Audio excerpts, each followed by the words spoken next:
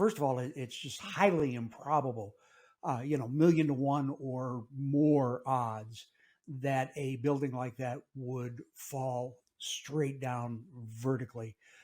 In demolition work, you go to meticulous effort to bring the building straight down or bring it down in the direction you want it to happen.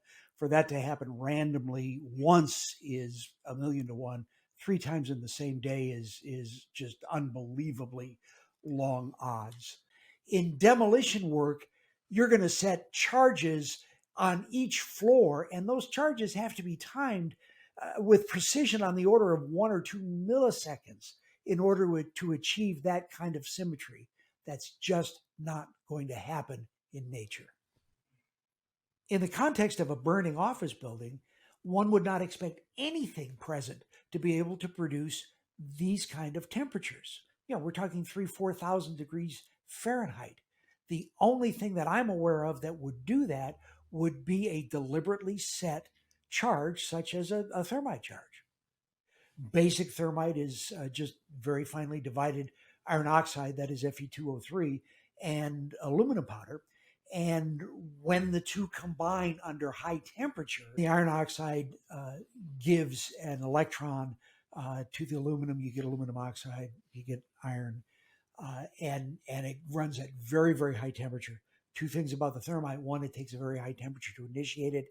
And when it burns at an extremely high temperature. And it's used as a cutting charge to cut steel. Those silver dollar-sized holes in the steel like that will not be produced by a detonation. They won't be produced by a deflagration, which is a low-speed explosion. There is only one thing that can do that, and that is that it melted through or it burned through. Now, in my career, I have been called on to investigate dozens of accidental explosions where operating buildings were destroyed by explosion. And I can tell you, if it was a detonation, you would see very, very crisp breaking. If it was a deflagration, you would see a bending. But that melt-through looks a whole lot like it was some kind of an incendiary, a thermite-type device. Well, classically, that's what a thermite or a thermite derivative would be used for.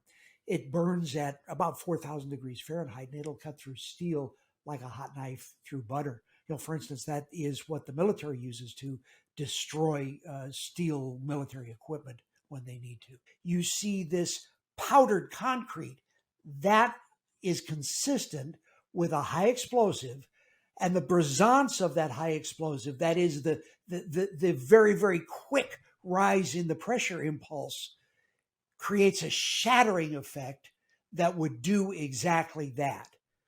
That is very, very consistent then with explosive charges breaking up the concrete into dust.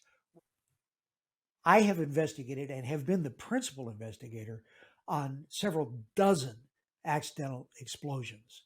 And the first rule is you do not touch anything until the investigator clears it.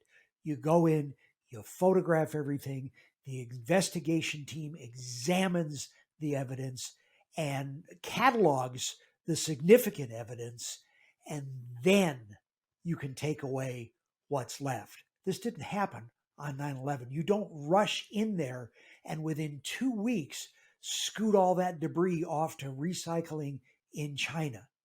That smacks of somebody that was either totally incompetent or wanted to cover up the true cause of the destruction.